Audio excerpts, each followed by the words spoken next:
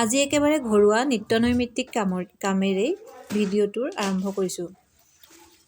যেতিয়া কোনো ধৰণৰ অনুষ্ঠান থাকে, ধৰ্মীয় অনুষ্ঠানেই হওক, বিহু পূজা যিয়েই নহওক লাগিলে, ঘৰৰ মহিলাসকলৰ গা 7খন 8খন হৈ থাকে।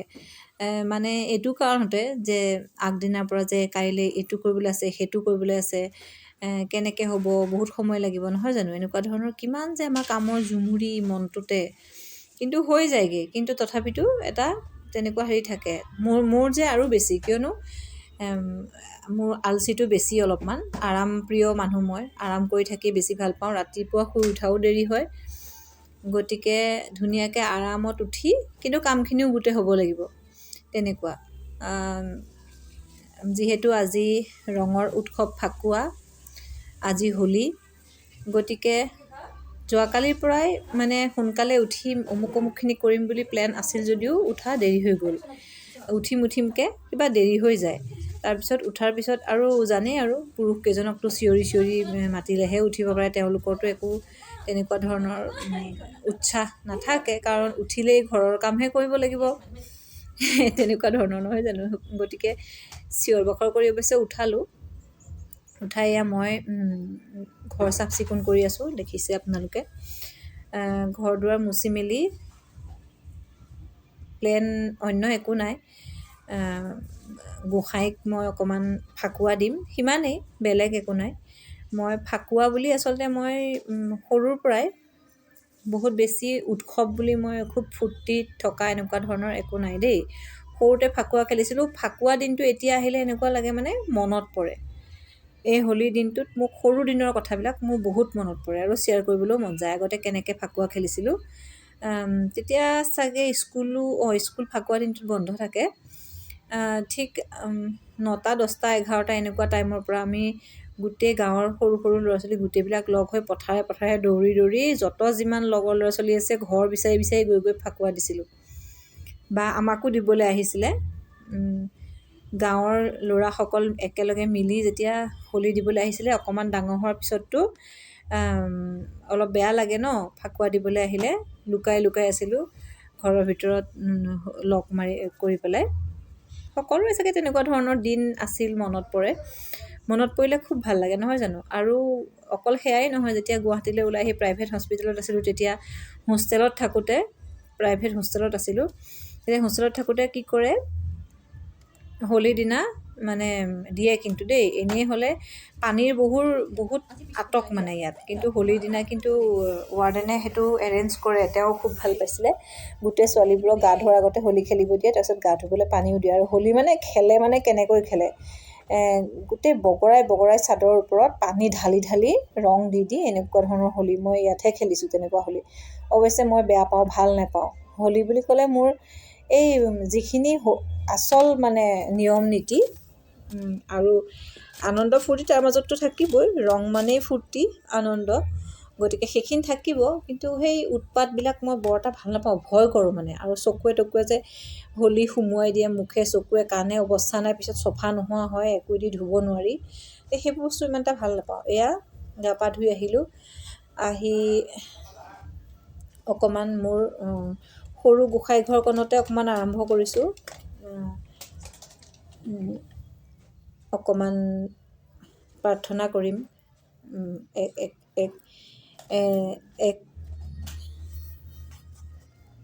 সেয়া চাকি জ্বলাবলৈ কাৰণে গৰু ঘি দি চাকি এগছ জ্বলাই অকণমান প্ৰাৰ্থনা কৰিম।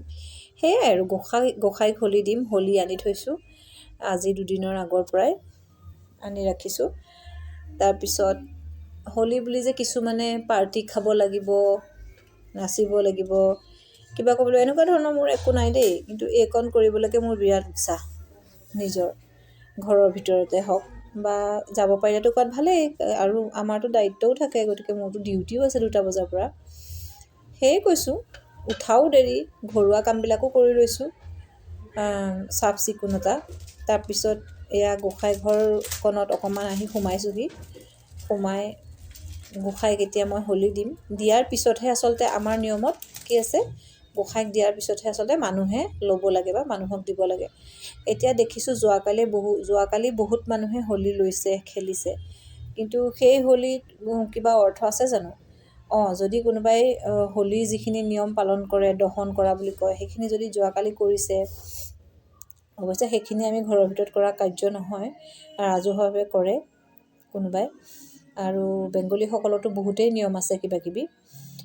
ইমানখিনি নিয়ম নীতি শিকিবলৈ নহ'লে বাহিৰে বাহিৰে থকা যিখন গোঁসাই ঘৰত অকণমান হোলী আনি দিব লাগে আৰু মহাবিষ্ণুক, গোপালক, কৃষ্ণক, গতিকে সেইকণকে দিবলৈ চেষ্টা কৰোঁ। তেনেকৈ অকণমান নিজেও ৰং লগাওঁ, নিজৰ মনটো অকণমান ৰঙীন কৰি তোলোঁ। সেয়াই, তাৰে অকণমান ভিডিঅ' আপোনালোকলৈ আগবঢ়ালোঁ। যোৱাকালিৰ পৰা যিহেতু হোলী সকলোৱে খেলিছে, মই কিন্তু কালিৰ পৰা খেলাৰ কোনো হেৰি দেখা নাই। খেলে আৰু ল'ৰাবিলাকে বাহিৰে বাহিৰে ফূৰ্তি কৰে, সেইটোৱে কথা, বেলেগ নহয়। আৰু এটা কথা সেইটোৱে ক'লোঁ, গোঁসাইক দিয়াৰ আগত যে মানুহে ল'ব নালাগে। সেয়াই আৰু, চাই যাওক আপোনালোকে, অন্য একো নাই। মোৰ সৰু গোঁসাই ঘৰখনত মই প্ৰাৰ্থনা কৰি আছোঁ। বিশেষ ইয়াতে বেলেগ একো দেখা নাপায়, খালি শেষলৈকে এইটো কাৰণেই চাবলৈ ক'ম আপোনালোকক, আমিনো কেনেকৈ হোলী ল'লোঁ, গোঁসাইকনো কেনেকৈ মই হোলী দিলোঁ, তাৰে অকণমান ভিডিঅ'। আৰু এই বসন্তৰ সন্ধিক্ষণত পলাশেৰে ৰঙীন কৰা, পৃথিৱী ৰঙীন কৰা এই ধুনীয়া সময়খিনিত আবিৰৰ ৰঙে সকলোৰে মনলৈ, স্বাস্থ্যলৈ সুখ শান্তি সমৃদ্ধি ফূৰ্তি আৰু পজিটিভিটি, যোগাত্মক কথা, যোগাত্মক সকলো যোগাত্মক হৈ উঠক, ভাল হওক সকলোৰে, বেয়াবিলাক আঁতৰি যাওক, আৰুনো কি ক'ম, নহয় জানো?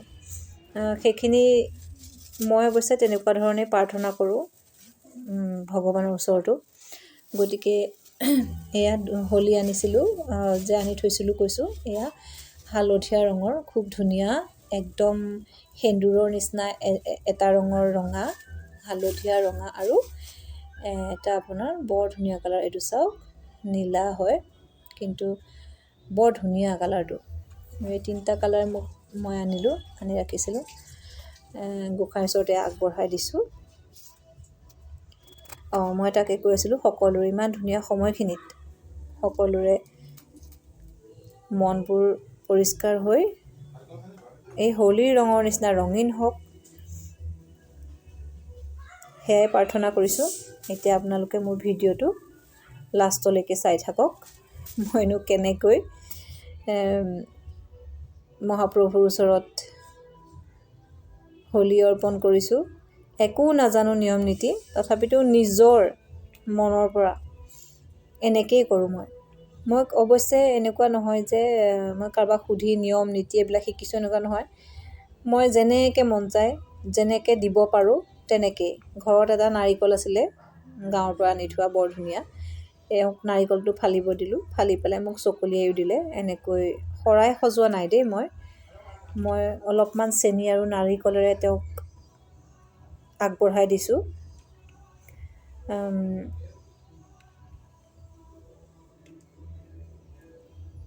লক্ষ্মীপতি নাৰায়ণ, তেওঁলোকক আচলতে নাৰিকল দিয়াই যায়। নাজানো কিয় মনলৈ আহিল, নাৰিকলে যেন তেওঁলোকৰ প্ৰিয়, গতিকে নাৰিকলটোৱে কাটি দিলোঁ চেনি অলপ দি পেলাই। আৰু এয়া হোলী আগবঢ়াই দি, ধূপ চাকিয়ে দি তেওঁক মই আহ্বান জনাইছোঁ, যাতে সকলো অসুখ অশান্তি প্ৰত্যেকৰ ঘৰৰ পৰা দূৰ হয় আৰু সকলোৰে ভাল দিন আহে। কিনো ক'ম, এয়া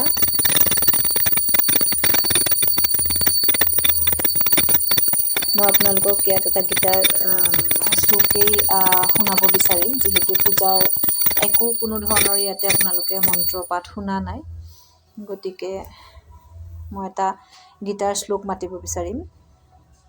ওম শান্তাকাৰং ভুজগশয়নং পদ্মনাভং সুৰেশম বিশ্বধাৰং গগনসদৃশং মেঘবৰ্ণং শুভাঙ্গম লক্ষ্মীকান্তং কমলনয়নং যোগীভিধ্যানগমম বন্দে বিষ্ণুং ভৱভয়হৰং সৰ্বলোকৈকনাথম। ওম নাৰায়ণং নমস্কৃত্যং নৰৈষ্ণৈব নৰোত্তমম দেৱীং সৰস্বতীষ্ণৈব ততো জয় মুদিৰবে। জয় শ্ৰী বিষ্ণু গোপালায়, শ্ৰীকৃষ্ণ। এনেকৈ মই মোৰ মন্দিৰত থকা প্ৰত্যেকজন মোৰ আৰাধ্য দেৱতাকে অলপ অলপ হোলী দিলোঁ। এয়া মাতৃ যশোদাৰ লগত কৃষ্ণ, মোৰ ভাগিন এজনীয়ে মোক গিফ্ট কৰিছিল। বৰ মৰমৰ মোৰ এই ফটোখন। এয়াকে আপোনালোকক দেখুৱালোঁ, এইকণ এণ্টাৰটেইনমেণ্ট দিলোঁ। তেতিয়াহ'লে সকলোৰে ভালে থাকক। হেপী হোলী, ফাকুৱাৰ অজস্ৰ শুভকামনা। ধন্যবাদ।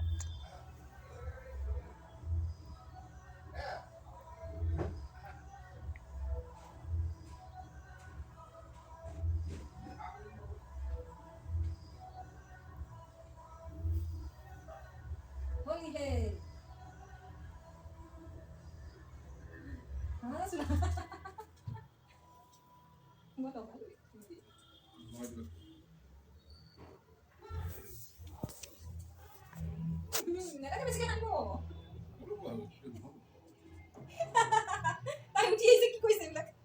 হ'ব হ'ব হ'ব হ'ব হ'ব, কিমান দিব লাগিব? চাওঁ চাওঁ চাওঁ চাওঁ চাওঁ, তেনেকৈ নহয় তেনেকৈ নহয়, চাওঁ চাওঁ চাওঁ, চিকি চাওঁ চিকি চিকি চিকি চিকি চিকি